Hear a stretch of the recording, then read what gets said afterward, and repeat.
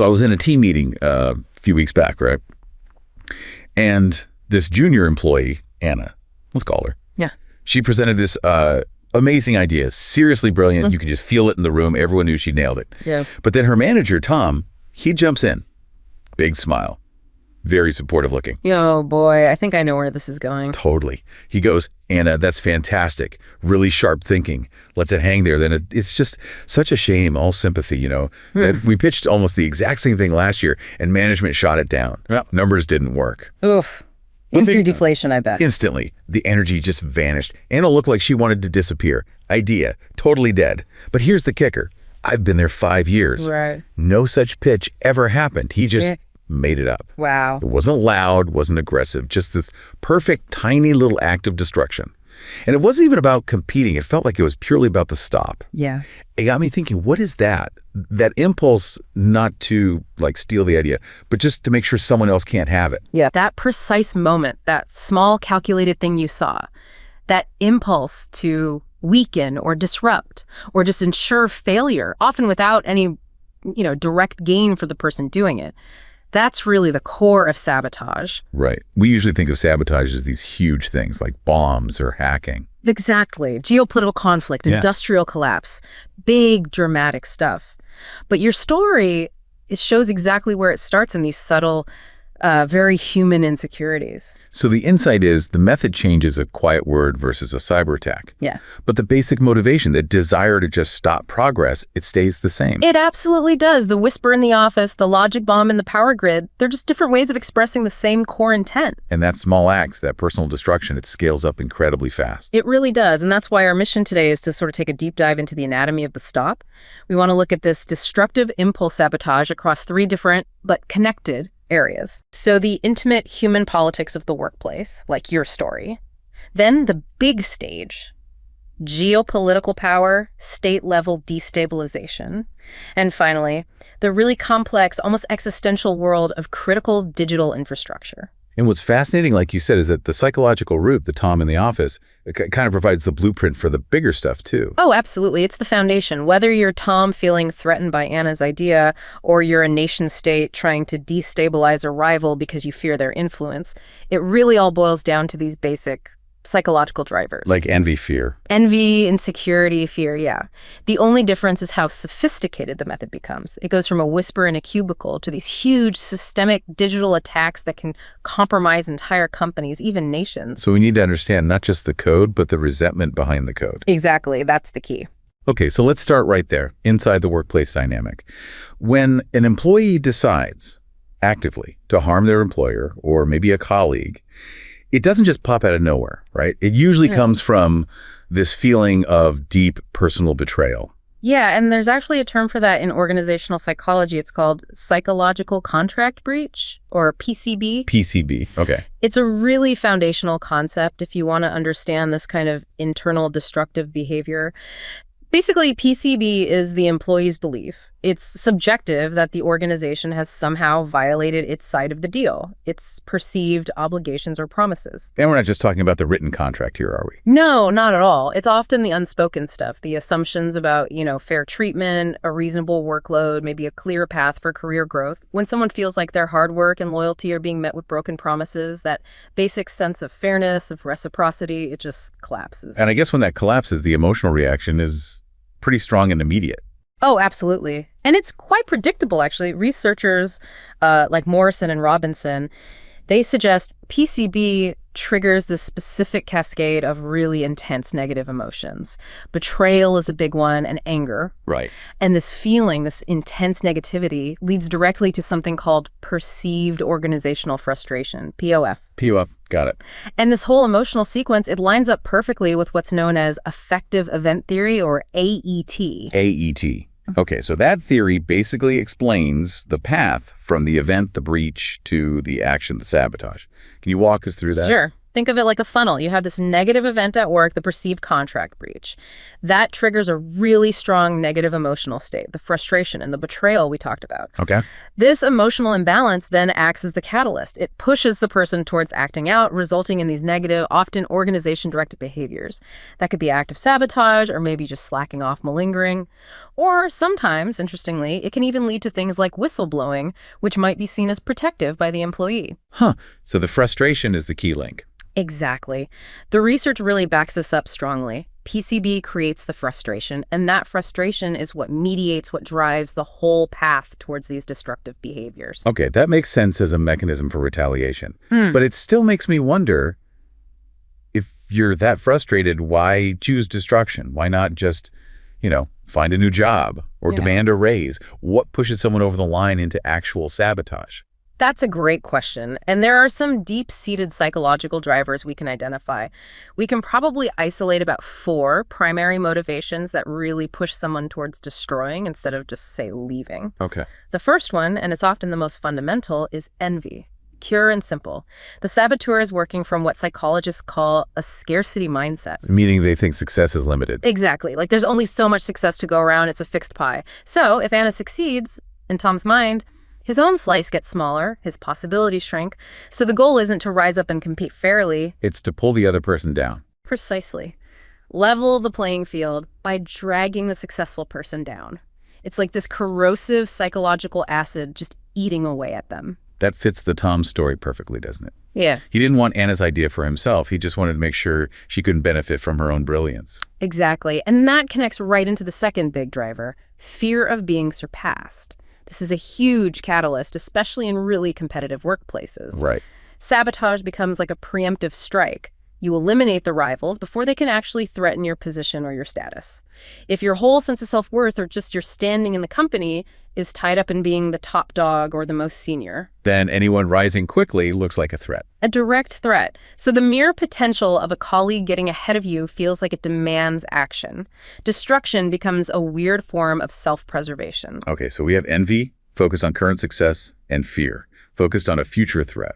What about past issues, like things that have been building up resentment over time? Ah, yes. That brings us to resentment. In this case, the saboteur sees their destructive act as justified. It's righteous payback for past wrongs, whether those wrongs were real, like being denied a promotion they felt they deserved, or maybe just perceived, like feeling constantly undervalued compared to their peers. So they feel wronged by the system. Exactly. If someone feels overlooked or unfairly treated for a long time, the sabotage can feel like a morally justified way to finally even the score against what they see as an unfair system or person. And the last one you mentioned, 4. The last one is often the most, well, maybe the saddest in a way. It's the drive for power and control. Just wanting to feel like you have some influence. Precisely.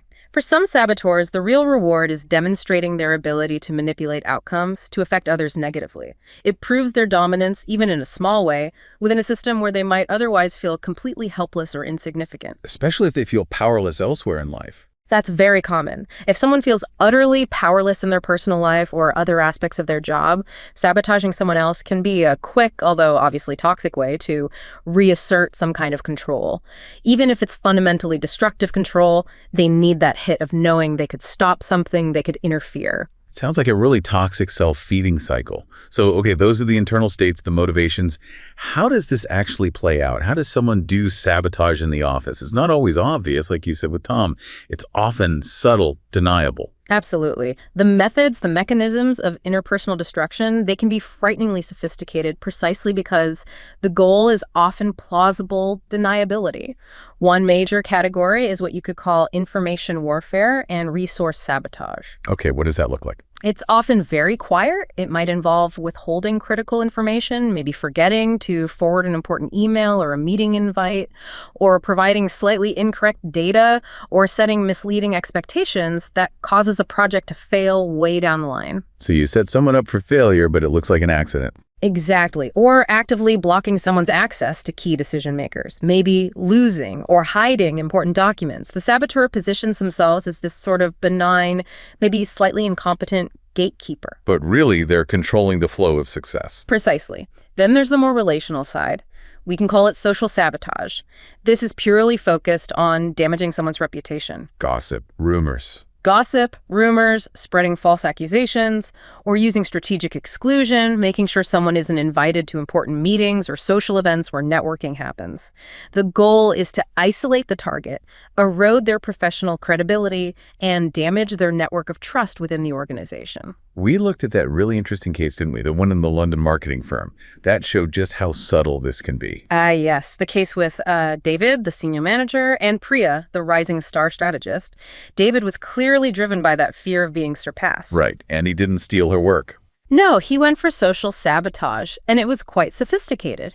His tactics included things like consistently forgetting to copy her on important emails, or strategically scheduling vital meetings, cross-department ones, when he knew Priya had unavoidable conflicts. Making her look disorganized or uncommitted. Exactly. But the real weapon, as you hinted, was the whisper campaign. Yeah, that was insidious. It really was.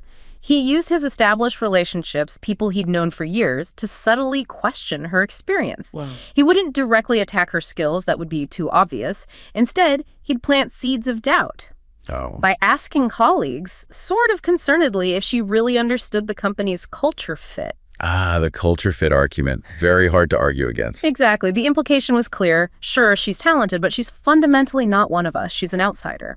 This kind of sabotage is incredibly potent because it creates this cloud of doubt that's almost impossible for the target to disprove or trace back to a single source. But it absolutely crippled Priya's standing, and yeah, the team's productivity suffered too. Wow. And then finally, there's the type of sabotage that seems aimed less at the project and more at breaking the person themselves. Right. That's when we get into psychological warfare. This is designed specifically to undermine someone's confidence, their motivation, their mental well-being directly. How does that manifest? It can take the form of constant, unfounded criticism or calculated intimidation. Sometimes it involves creating a hostile, unpredictable environment. The saboteur might swing between false praise and sudden, unprovoked attacks. Keeping the target completely off balance. Exactly. The goal is intentional confusion and emotional instability. This impairs the victim's ability to focus and perform, making them appear incompetent to others, often without the saboteur ever having to directly challenge the quality of their actual work. It's a horrifically effective way to make someone else just implode. Okay, so let's shift gears now. We're moving from the, intense psychological drama of the office to the huge, complex stage of international relations. But what we find is that the same basic destructive impulses, envy, fear, that desire to control outcomes, they're still there. They're just scaled way up and executed with, military or state-level precision. And to understand why states choose certain cyber actions, there's a specific framework we can use, right? Yes, the rationalist framework. It's really useful here. And the key idea is that these aren't random attacks. Leaders make rational choices based on certain factors. Correct. The rationalist framework suggests that national leaders or decision makers rationally select their cyber actions based on a careful calculation. They assess two main variables. First, their perception of hostility towards the target state. Is the relationship friendly, tense, or overtly hostile? Okay. And second, the bilateral balance of power. Who is stronger, who is weaker, or are they relatively balanced? Then, layered on top of this calculation is a crucial risk factor, the risk of attribution. Meaning, how likely are they to get caught? Plausible deniability. Exactly. Plausible deniability is key. As the risk of getting caught goes up, so do the potential costs, diplomatic fallout, retaliation, maybe even escalation into actual kinetic, real-world conflict. So we can categorize state cyber actions based on how deniable they are. Let's start at the top with the most deniable stuff, just quietly gathering intelligence. Right. That's level 1, cyber espionage. This carries the highest level of plausible deniability. The focus here is purely on covert information gathering. So using tools like APTs? Exactly. Advanced persistent threats, sophisticated phishing campaigns targeting specific individuals, remote access Trojans, RATs, to secretly exfiltrate data. Our model points to two main reasons why states engage in espionage. And interestingly, it's not just reserved for enemies. Okay, so the first reason explains why allies might spy on each other. Precisely. Rationale 1 is absence of obvious hostility. The idea is that rational leaders engage in espionage even during peaceful times, just to prepare for potential future conflict. It doesn't matter what the current power balance is. So this explains those news stories we hear about, like The U.S. allegedly spying on Germany or the U.K. on EU partners. Exactly. It's seen as prudent preparation for a hypothetical future where alliances might shift or tensions could rise. It's hedging your bets, basically. Okay. But espionage is also crucial when things are hostile, but maybe you're not strong enough to attack directly. That's rationale, too. Obvious hostility, but the power balance favors the target. In this situation, a direct military attack would be irrational for the weaker state. The costs would likely be catastrophic. So cyberspying becomes the smart move. It becomes the rational, low-cost, low-risk way to respond to that hostility. And critically, it's a way to try and narrow that power gap over time by stealing secrets, technology, or strategic plans. And the classic modern example of this is that case involving stolen U.S. weapons tech, the Subin case. Oh, absolutely. It's a stunning example of strategic sabotage through espionage. Subin was connected to Chinese state-sponsored efforts that managed to steal incredibly detailed designs for more than 24 major U.S. weapons systems. Including things like the F-35 fighter jet. Yes, the F-35, the C-17 cargo plane. Highly advanced, incredibly expensive systems. Think about it. The U.S. spends hundreds of billions developing these kinds of asymmetric military advantages. Right. By stealing the designs, the adversary gets the blueprint for developing their own comparable systems, like China's development of the Xi'an Y-20 transport aircraft, which bears similarities to the C-17 at a tiny fraction of the R&D cost. And crucially, it accelerates their development timeline by potentially years, maybe even decades. That's pure strategic sabotage, eroding the target's military edge without firing a shot. Exactly. It highlights why espionage is such a valuable, if deniable, tool in the geopolitical game. It's silent sabotage. Okay, so espionage is silent sabotage. Let's move up a level now to level 2. Here the intent shifts from just stealing secrets to actually causing disruption, right? No. Making noise. Right. Level 2 is cyber destabilization. This carries, let's say, moderate deniability. The goal here isn't just info gathering, it's active disruption aimed at damaging the target's political, economic, or social stability. But, and this is key, it stops just short of an act that would likely trigger a kinetic or military response. And when would a state choose this? This is the rational choice when hostility is obvious, but the power dynamics are relatively balanced. Neither side really wants a full-blown conventional war because the costs would be incredibly high for both. Mutually assured high costs, let's say. So cyber becomes the way to land significant blows without crossing that red line into open warfare. Precisely. The textbook example here is Stuxnet. The attack on Iran's nuclear program, generally attributed to the U.S. and Israel. Correct. Stuxnet was fascinating because it was designed to cause physical damage. It specifically targeted and damaged the centrifuges Iran was using to enrich uranium. A conventional military strike against those facilities was considered far too risky. Too much potential for escalation, a wider war. Exactly. Way too costly, politically and militarily. So cyber destabilization via Stuxnet was chosen. It inflicted real physical destruction, significantly setting back Iran's nuclear ambitions, a huge strategic win. But it did so without triggering the massive risks associated with a bombing campaign. It was a very calculated, rational act of sabotage within that balanced, hostile power dynamic. And destabilization isn't just about hitting physical infrastructure like centrifuges, right? It can be much broader, targeting the whole society. Oh, absolutely. The tactics are incredibly diverse. Destabilization can include things like massive distributed denial of service or DDoS, attacks to take down websites or services. It can involve targeting other critical infrastructure like transport networks or power grids. And psychological operations. Disinformation. Critically important. Disinformation campaigns are a major tool designed to sow chaos and distrust. And we also see things like wiper malware Think Not Petya, which isn't ransomware demanding money. It's designed purely to permanently destroy data and cripple systems. The ultimate goal is often to manufacture internal resentment within the target country, to destroy social trust from within.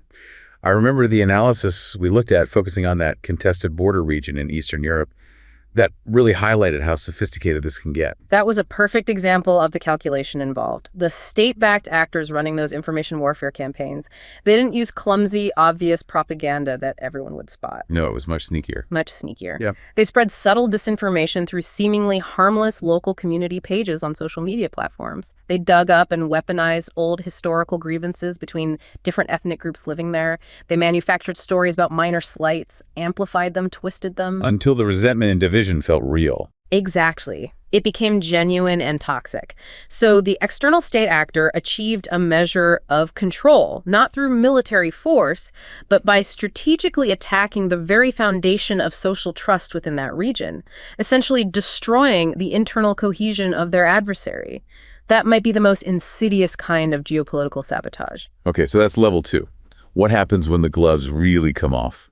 When the calculations shift and cyber attacks become just another weapon in an open conflict? That takes us to level 3, comprehensive cyber conflict. This level carries the lowest plausible deniability because the cyber actions are clearly and strategically designed to advance immediate military objectives, often in direct coordination with kinetic warfare, boots on the ground, missiles, etc. And when does this become the rational choice? This is the choice when hostility is obvious, and crucially, the power balance favors the initiator. The state launching the attack believes it has a significant advantage and can achieve its military goals. And Russia's cyber attacks against Ukraine during the full-scale invasion are the prime example here. Absolutely, textbook. When the initiator feels they have the upper hand, cyber conflict is prioritized to weaken the adversary's infrastructure, disrupt command and control, demoralize the population, and ultimately accelerate military victory. We saw very clear evidence of this synchronization in Ukraine. Like the attacks on media outlets. Exactly. Destructive cyber attacks targeting Ukrainian media organizations in Kyiv happened at the same time as physical missile strikes on the Kyiv TV tower back in early 2022.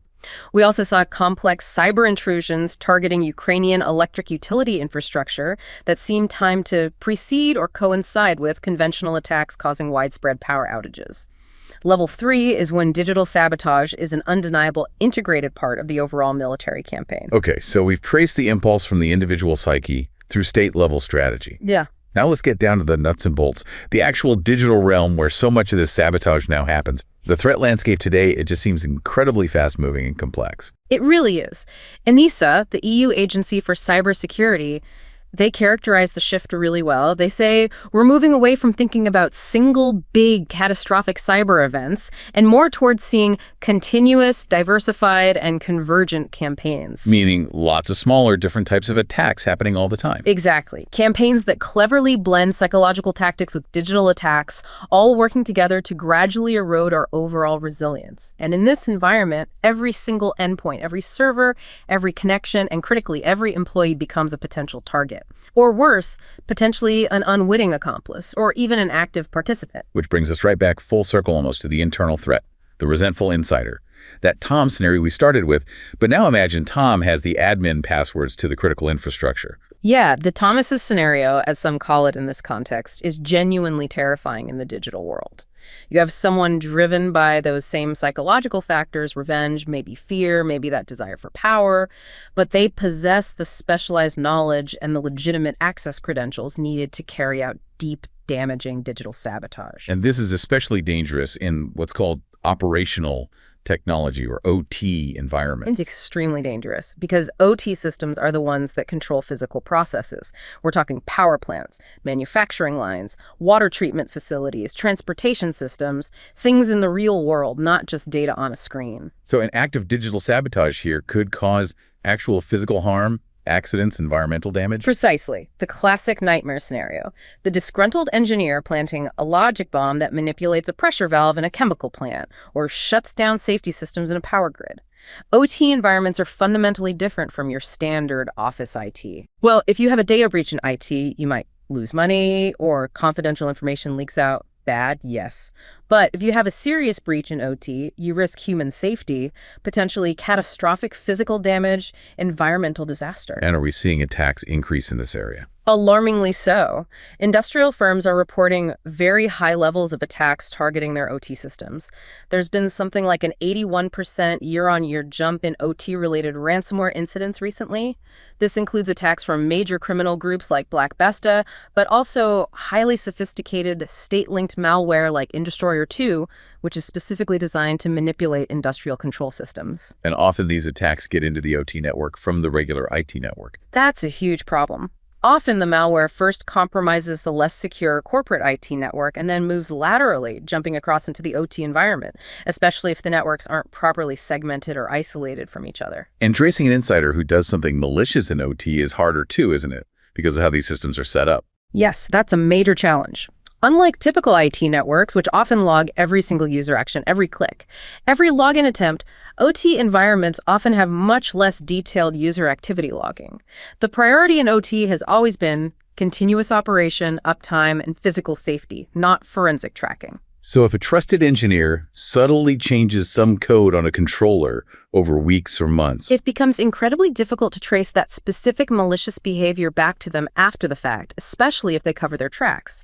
It allows that psychological driver, the resentment, the envy, to translate directly into potentially untraceable technical destruction. okay, so looking at the broader digital sabotage landscape, beyond just the insider threat, what are the main tactics, techniques, and procedures, the TTPs that adversaries are using right now? Well, cybercrime dominance is still largely anchored by ransomware, especially with the ransomware as a service, or RADS models, making it easier for less skilled criminals to launch attacks. So ransomware is still the main way criminals try to achieve that stop disrupting operations for money. Absolutely. It remains the core method for financial sabotage.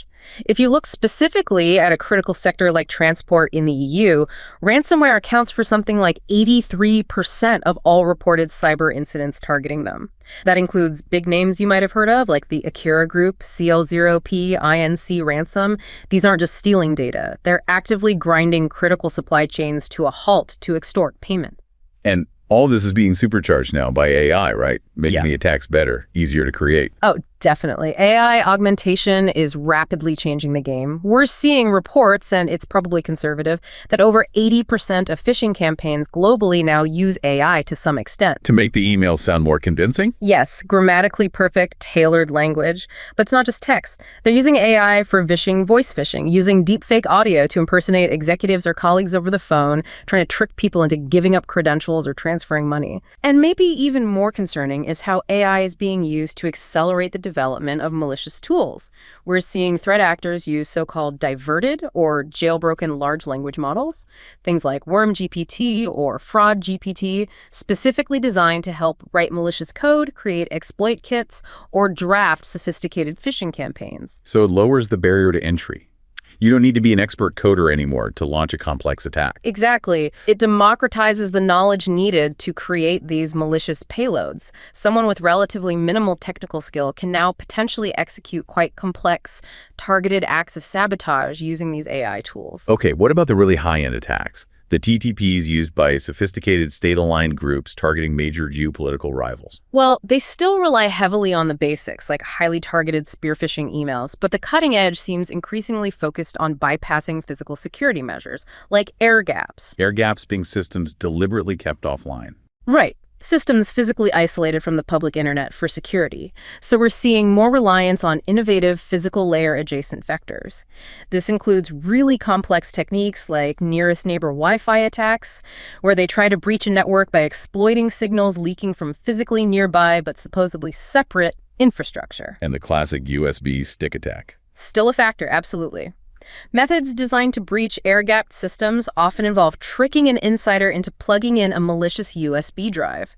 These advanced TTPs reflect that constant desire to achieve maximum impact, maximum sabotage, while trying to maintain as much deniability as possible. Now, all these attacks, whether from an insider, a criminal gang, or a state, they need an opening, right? They rely on finding a weakness, a vulnerability in the system. How big a problem is vulnerability exploitation right now? It's huge. Exploiting known vulnerabilities is a primary way attackers get in, accounting for over 20%, maybe 21.3% of all initial intrusions based on recent data. And when you look at where these vulnerabilities allow attacks from, a staggering 64% of documented vulnerabilities use the network as the attack vector. Meaning they can be exploited remotely over the internet. Exactly, which underscores the enormous risk, especially for systems that were never originally designed to be connected to the internet, like a lot of older operational technology equipment still in use. So what are the specific types of weaknesses that attackers keep hitting? If you look at something like the CSEC heavy list, the known exploited vulnerabilities catalog, what are the recurring themes, the low-hanging fruit for saboteurs? Yeah, there are a few specific types of coding flaws, or common weakness enumerations, CWEs, that show up again and again because they're fundamental errors and offer powerful ways in. Okay, like what? Well, one of the biggest is CW78, improper neutralization of special elements used in an OS command, basically OS command injection. What does that mean in practice? Imagine a web application or a server program is supposed to run a simple command, maybe like print file X. If the system doesn't properly check or neutralize special characters that an attacker might sneak into the file name X, the attacker can trick the system. They can break out of the intended print command and inject their own commands to be run directly by the underlying operating system. So they can basically tell the computer what to do directly. Pretty much. It's like finding a way to shout commands directly at the server's brain, bypassing the normal application logic. It often leads to complete remote control. Okay, that sounds really bad. What's another common one? CWE22, path traversal. This flaw allows an attacker to access files and folders that are stored outside the area they're supposed to be restricted to. How does that work? Imagine a website lets you view your profile picture, stored in, say, user your name images. A path traversal vulnerability might let an attacker manipulate the file name request with sequences like wheel, which means go up one directory. By using enough sequences, they might be able to walk up the directory tree and then down into other folders they should never have access to, like system configuration files or even administrator password files. So they can wander around the server's file system. Got it. And the third big one? A really critical one, especially in lower-level programming, is CWE 416. Use after free. This is a type of memory corruption vulnerability. Memory corruption. Yeah. It happens when a program allocates a chunk of memory for some data, then finishes using it and frees that memory chunk, telling the system it's available again. But then, due to a bug, the program mistakenly tries to use that same memory chunk again later. But it's already been freed. Exactly. A skilled attacker can exploit this tiny window. They try to quickly get the system to allocate that same recently freed memory chunk for their own malicious data or code. If they succeed, when the original program mistakenly uses it again, it ends up executing the attacker's code instead of its own, Giving the attacker control. potentially complete control over the compromised program or even the whole system.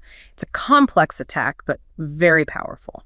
That breakdown really shows how sabotage relies on finding these fundamental cracks in the code itself, doesn't it? It's not always magic. Sometimes it's just exploiting known bad programming practices. And are certain vendors more exposed? You mentioned Microsoft earlier. Well, based on the data for exploited vulnerabilities reported within the EU, yes, Microsoft products show up very frequently, accounting for something like 43.4% of the documented cases. Why is that? It's likely not because their code is inherently orders of magnitude worse than everyone else's, but more a reflection of their sheer ubiquity. Windows operating systems, Office software, Azure cloud services, they power a huge percentage of enterprise systems, government networks, and personal computers worldwide. So they just present a massive target surface. Exactly. Saboteurs, whether criminal or state-sponsored, naturally go after the platforms where they can cause the most disruption or access the most valuable data. They focus on where the critical infrastructure and the majority of users are. Okay, so we've got internal threats, sophisticated external attackers, AI accelerating things, and these inherent weaknesses in software. It paints a pretty bleak picture. How do organizations, especially those running critical infrastructure, actually build resilience against this constant threat of the calculated stop? It feels like we need a fundamental shift. We absolutely do, and that shift is embodied in the Zero Trust imperative. Zero Trust, or ZT, isn't a single product. It's a security model, a philosophy, and it's becoming essential, especially for securing critical infrastructure and OT. And the core idea is? The core principle is simple but powerful. Never trust, always verify. You operate under the assumption that a breach is inevitable or maybe has already happened. You don't automatically trust any user device or network connection, regardless of whether it's inside or outside your network perimeter. So you assume the attacker is already an inside, or that any employee could potentially become a threat. Precisely. It's a philosophical acknowledgement that the internal threat, the resentful insider, the compromised account, is potentially just as dangerous, or even more so, than the external attacker trying to break in. You have to build your defenses assuming that trust is earned dynamically and continuously, not granted automatically based on location or credentials alone. Okay, so if you assume no inherent trust, what are the practical steps? What are the core mitigations you absolutely have to put in place? It starts with the basics, but implemented rigorously. System hardening is crucial, configuring every device and application to have the smallest possible attack surface, disabling unnecessary services, applying patches promptly. Then, really strong access controls. Like managing who gets admin rights. Exactly. especially privileged account management, PM. You need to tightly control and monitor accounts that have powerful permissions, particularly in OT environments where they can manipulate physical processes. And layering multi-factor authentication, MFA, everywhere possible is non-negotiable now. And what about stopping attackers moving laterally? That jump from IT to OT you mentioned. That's where network segmentation comes in. It's a critical mitigation often referred to as M1030 in frameworks like MITRE, ATT, and CK. Segmentation involves physically or logically dividing your network into smaller, isolated zones. So if one part gets breached, the damage is contained. That's the goal. If ransomware hits your corporate email server, proper segmentation should prevent it from automatically spreading across a firewall into the control systems network for your factory or power plant. Furthermore, having robust and regularly tested data backup, M1053, is vital.